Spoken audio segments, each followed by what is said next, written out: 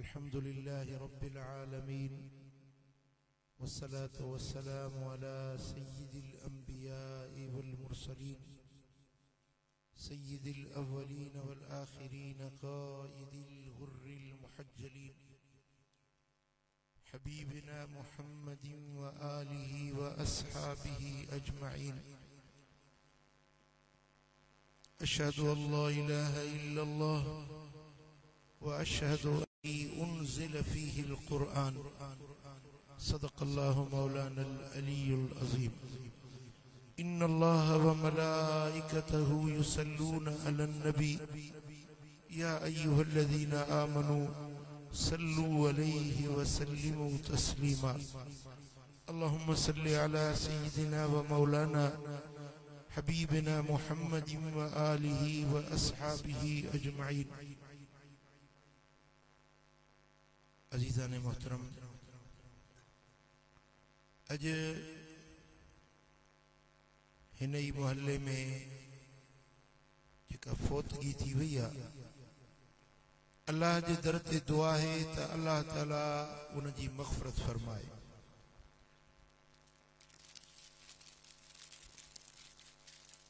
रब्बुल आलमीन उन जे कब्र ते रहमतुन जो नुज़ूल फरमाए, उन जे कब्र के रब करीम जन्नत जो बागीचो बनाए।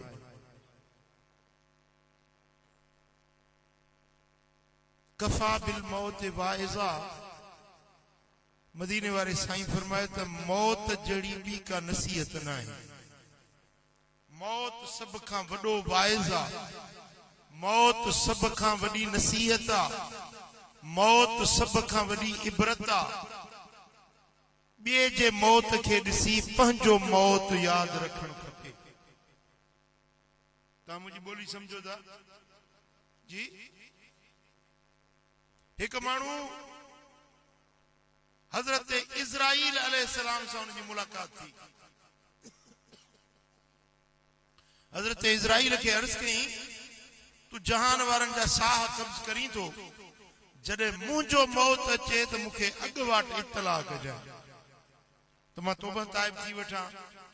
को हक रहल हुजे तो अदा करे वठा, को हिसाब देणो हुजे तो ॾेई वठा, तैयारी करे वठा मौत जी।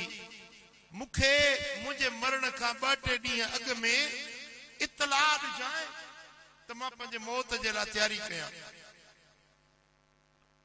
हजरत इज़राइल अलैहिस्सलाम फरमाइस, मुझो तोसां वाइदो आ, तुझे मौत का अग में तोखे बाखबर जरूर कंदुसि, तोखे आगाही जरूर ॾींदुसि।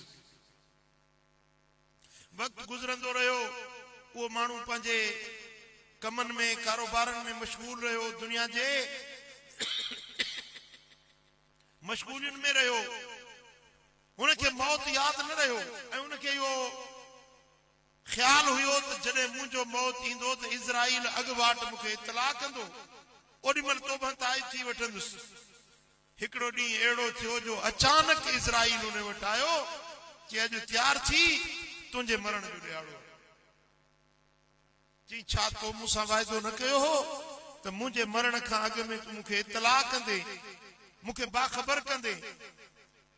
जी मूं तोखे केतिरा भेरा बाखबर कयो पर तो न समझी ॻाल्हि। जी तो मुखे इत्तला त कोन ॾिनो। जी तुझे पाड़े में फलाणो माण्हू गुज़ारे वियो?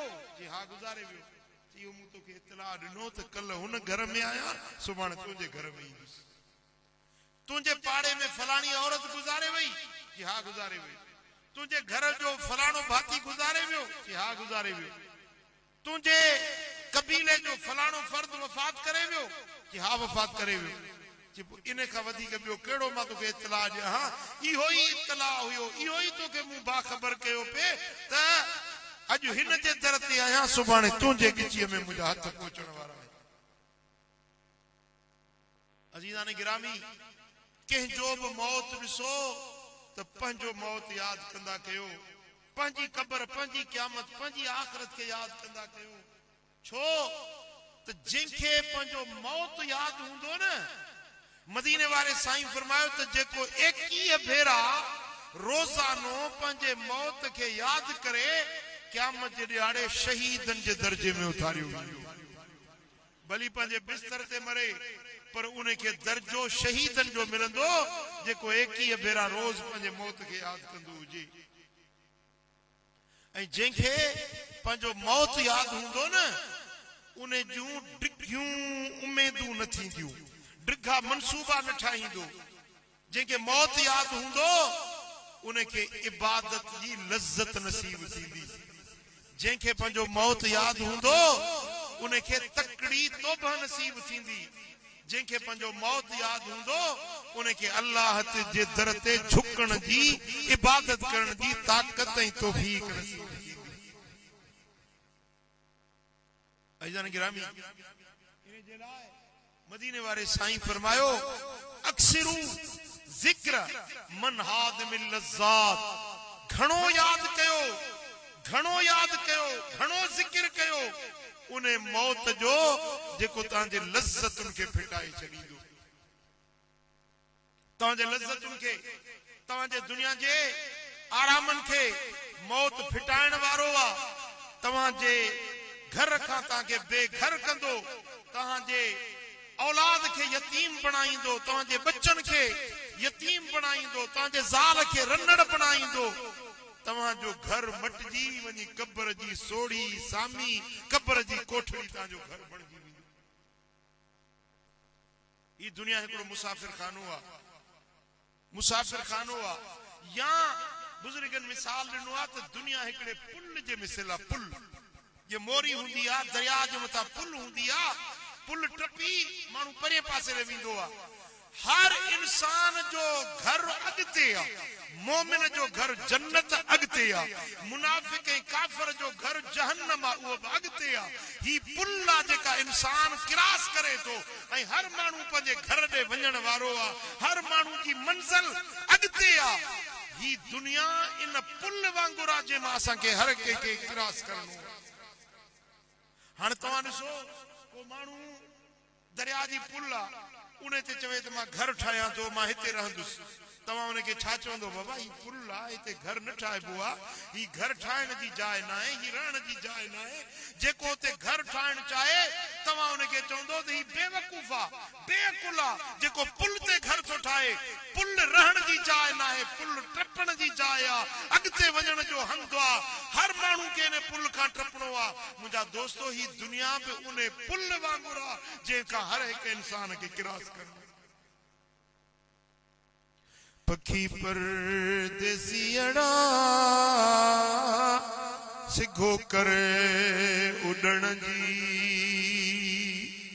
वाई छो विसारे वतन ते वरण जी काॾे तुंहिंजा मारू छॾे विया अबाणा छॾे विया अबाणा पखी परदेसियड़ा वेठायूं उड़ाणा इको खत्म करे आवाज थोड़ा ज्यादा करे ओ पखी परदेसियड़ा सिघो करे उड़न जी वाई छो विसारे वतन ते वरण जी काॾे तुंहिंजा मारू छॾे विया अबाणा अबो वियो अमड़ वई मिट विया यार विया दोस्त विया सुभाणे असांखे बि हलणो जरा तवज्जो कयो तव्हांजी जीजल अम्मा प्यार ॾियण वारी गोद में खणण वारी शफ़क़तुन सां नवाज़ण वारी अम्मा हली वई अबो हलियो वियो मिट मारूअड़ा हलिया विया सुभाणे असांजो नंबर बि ॼाण अचण वारो आहे मुंहिंजा दोस्तो अॻिते जी तयारी अॻिते जे लाइ इंतज़ाम करणो आहे हर मोमिन के पंजे मौत की यादगिरी रखनी आ, पंजे कब्र क़यामत की तैयारी करनी आ। साईं फरमाइनि था मरण का पो जेका शे इंसान के कम ईंदी दुनिया जा माल हिते रहिजी वेंदा, रिश्ता नाता अज़ाज़तूं कराबतूं हिते रहिजी वेंदियूं। मरण खां पोइ जेका शे कम ईंदी सा अमल सालिह, मरण खां पोइ निमाज़ कम ईंदी, मरण खां पोइ अल्लाह जो ज़िक्र कम ईंदो, मरण खां पोइ दुरूदो सलाम कम ईंदो। मरण खां पोइ जेको अॼु वेही मस्जिद में अल्लाह जो नालो वरतुई, रोज़ो रखी, ज़िक्र कई, कुरान पढ़ी, इहे सालिह अमल तोखे मरण खां पोइ नफ़ो ॾींदा। सुभान अल्लाह। साईं फरमाइनि था त मरण खां पोइ जॾहिं पानो अल्लाह जे हुज़ूरी में पेश थींदो त पहिरियों सुवाल निमाज़ जे बारे में थींदो। निमाज़ पढ़ंदो हुई या न?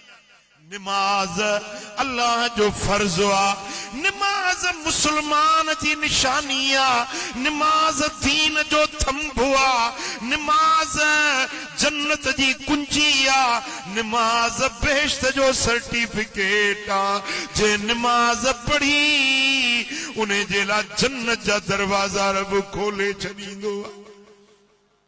पर खुदा न खास्ता जे निमाज न पढ़ी, कुरान तो फरमाया सलात, जन निमाज जायो कई, निमाज छड़े दिनी, वक्त बहु शहवात, शहवानी शैतानी कमन में पंजी जिंदगी जन्नत वारो घरो। बुधायो जन्नत खपे या जहन्नम खपे? के जन्नत खपे हथ मथे गणो। जन्नत खपे? जे जन्नत खपे तो निमाज पढ़ जाए, निमाज 5 वक्त पढ़। वरी मथों रमजान जो महीनो पियो अचे, रब जे रहमतुन जो महीनो आ, बरकतुन जो महीनो आ, छोटकारे जो महीनो आ। साईं फरमाइनि था इज़ा दखल रमज़ान फुतिहत अबवाबुल जन्नह व खुलिकत अबवाबुन नार। जी रमजान जो चंड बीहंदो आ त रहमत जा दर खुली वेंदा आहिनि, जन्नत जा दरवाजा खुली वेंदा आहिनि, जहन्नम जा दरवाजा बंद थी वेंदा।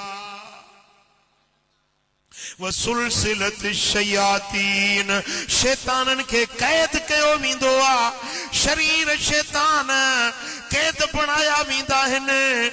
मोमिनन जे रिज़्क के रब वधाईंदो आ, ईमान वारन जे ला रब पंहिंजे रहमत जा दरवाजा खोलींदो आ।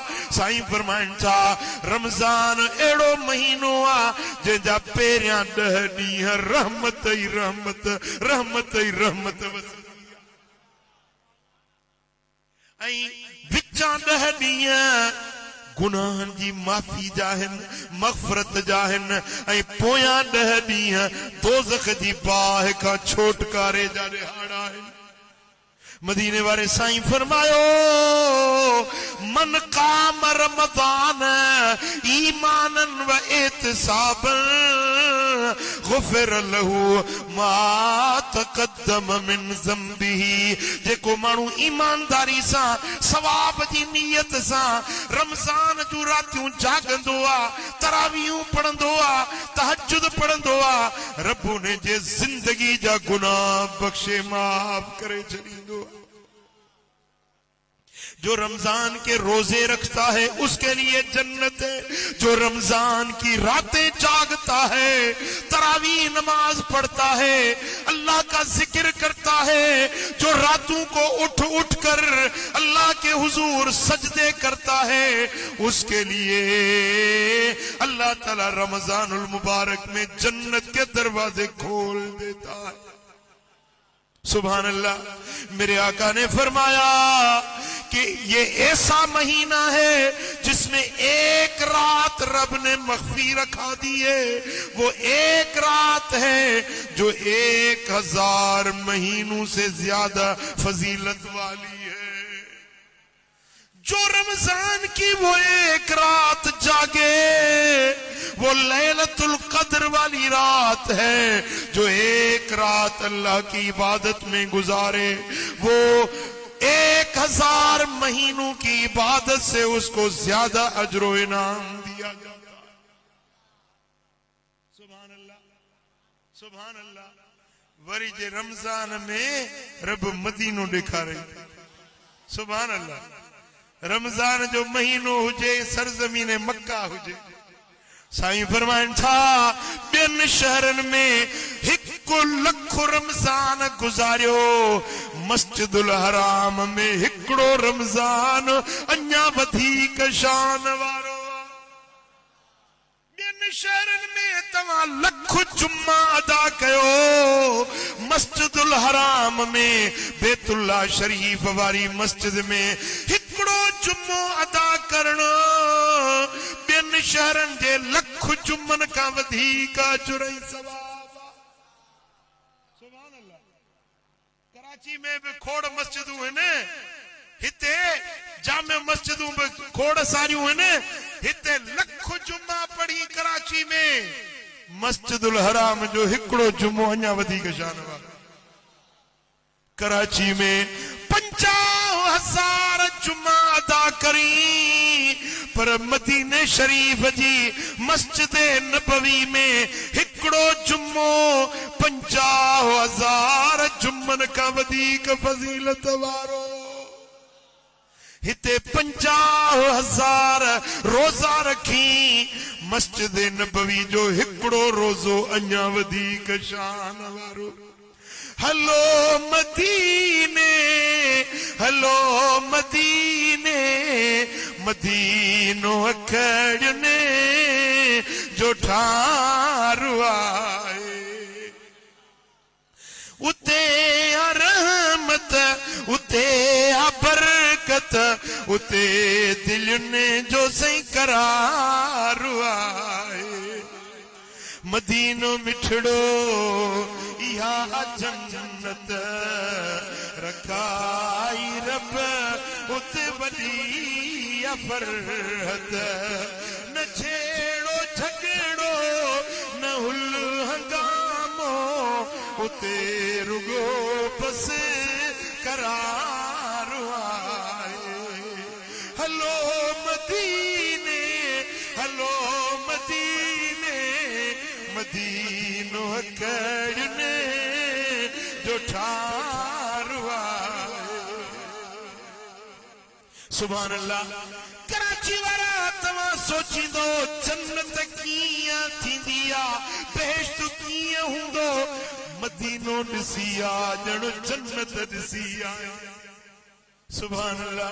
साईं फरमाईंदा मां बैन बैती व मिंबरी रोदतुम मिन रियादिल जन्ना। मुझे घर ऐं मुझे मिंबर जे विच में जेको ज़मीन जो टुकरो आ, इहो बेहश्त जे बागनि मां हिकिड़ो बाग। सुभान अल्लाह। मरहबा क्या रोज़े सरकार है, सारा आलम तालिबे दीदार है। मरहबा मरहबा क्या रोज़े सरकार है, सारा आलम तालिबे दीदार है। भीनी भीनी है मदीने की फजा, भीनी भीनी है मदीने की फजा। लम्हा लम्हा बारिश अनवार है, लम्हा लम्हा बारिश अनवार है। सारा आलम तालिबे दीदार है। मरहबा मरहबा क्या रोज़े सरकार है, सारा आलम तालिबे दीदार है। सुभान अल्लाह सुभान अल्लाह। हिकड़ो रोज़ो रमजान जो हिकड़ो रोज़ो मदीने में रखो, हिकड़ी अफ्तारी मस्जिद नबवी, खुदा जो कसम से जिंदगी भर न विसरंदो मुझे महबूब जी सखावत। अज भी हयातुन नबिया मुझो सोनो मदीने वारो हयात हुआ जिंदा। जेडी मल कराची में तू निकरंदो मुझे मुस्तफा के रोजे अतहर में खबर पौंदी तज मुझो फलानो गुलाम फलाने शहर का मुझे मदीने दे अची रहो जेडी मल सोने नबी जे दर ते पहुंचदो सलातो सलाम पढ़ंदो हुजूर ॿुधंदा भी आहिनि जवाब भी ॾींदा आहिनि। सुभान अल्लाह सुभान अल्लाह। पो महीनो जे रमजान साईं फरमाइन था जे मूसा हज न कयो वो रमजान में उम्रो अदा करे उन्हें के अजर एतरो मिलंदो। सुभान अल्लाह। मुझा दोस्तों पो मदीने वाले साईं फरमायो त रमजान जे महीने में उम्रो अदा कयो, रमजान जे महीने में मदीने जी हाज़री भरियो। रमजान भला मदीने में न मिलियो, मक्के में न मिलियो त कराची में भी गुसाए जो न, रोजा न छड़जो, नमाज न छड़जो, जिक्र न छड़जो, उठंदे वेंदे चजो ला इलाहा ला इलाहा इल्लल्लाह ला इलाहा ला इलाहा इल्लल्लाह पढ़ो ला इलाहा इल्लल्लाह ला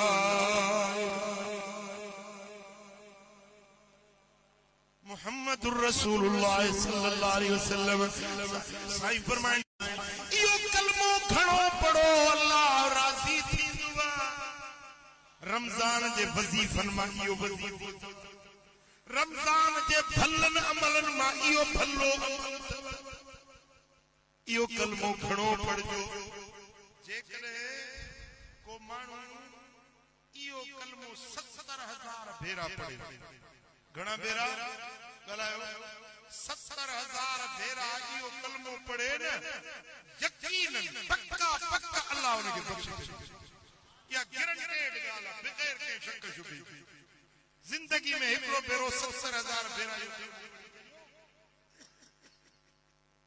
मौत ईंदो न मलाइक इहो कलमो खणी अॻियों अचे बीहंदा।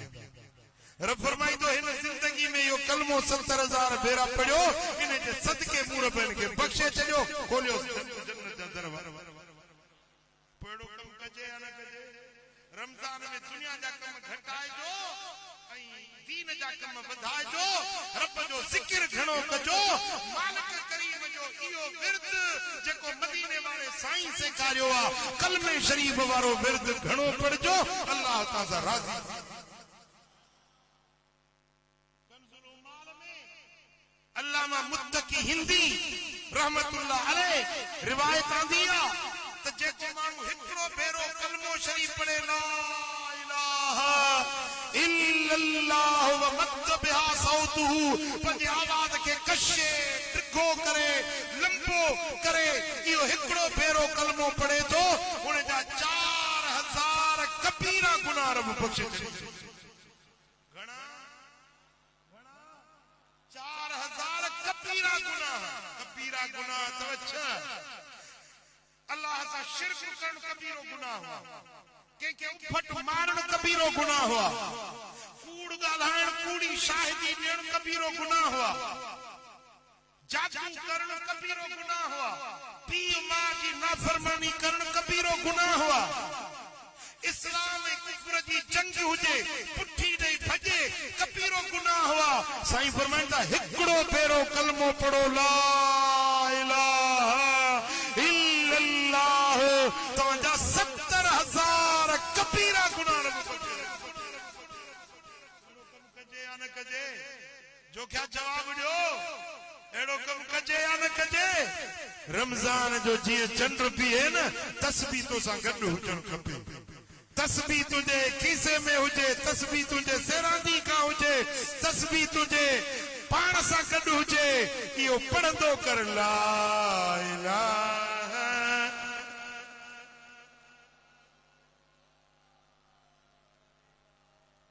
इल्लल्लाह ला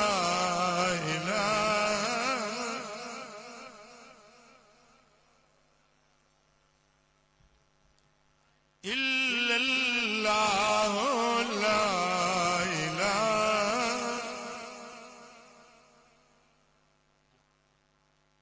अल्लाहुम्मा सल्लि व सल्लिम व बारिक अला नबिय्यिना मुहम्मद व अला आलिहि व सहबिहि अजमईन। अल्लाह ताला जल्ल शानु सभिनी के अमल करने की तौफीक अता फरमाए। सल्लल्लाहु अला हबीबिना मुहम्मद व अला आलिहि व सहबिहि अजमईन। रब्ब इग़फिर वरहम व अंत खैरुर राहिमीन واحفظنا وأنت خير الحافظين। إن الله وملائكته يصلون على النبي يا أيها الذين آمنوا صلوا عليه وسلموا تسليما اللهم صل وسلم وبارك على نبينا محمد وعلى آله وصحبه أجمعين برحمتك